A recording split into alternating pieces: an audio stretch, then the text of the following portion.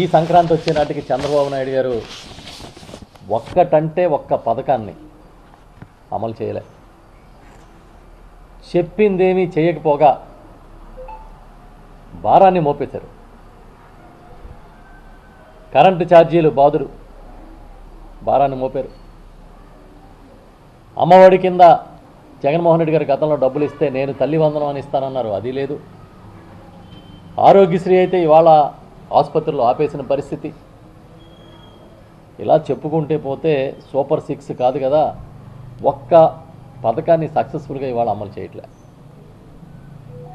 చిత్రం ఏంటంటే ఏదైనా అడిగితే అద్భుతం అమోఘమని వాళ్ళే సర్టిఫికెట్లు ఇచ్చుకుంటూ ఉన్నారు.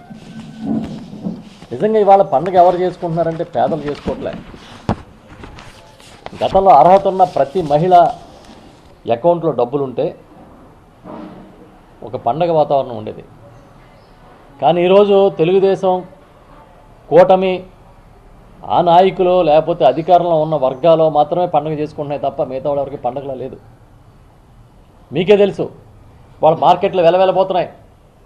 పిల్లలకి బట్టలు కూడా కొనే పరిస్థితి లేదని పేద నిరుపేద వర్గాలు ఆందోళన చెందుతున్నాయి. ఉద్యోగ ఉపాధి అవకాశాలు లేవు, పనులు లేవు. ఈ పరిస్థితి ఏ సంక్రాంతికి చూడలేదు.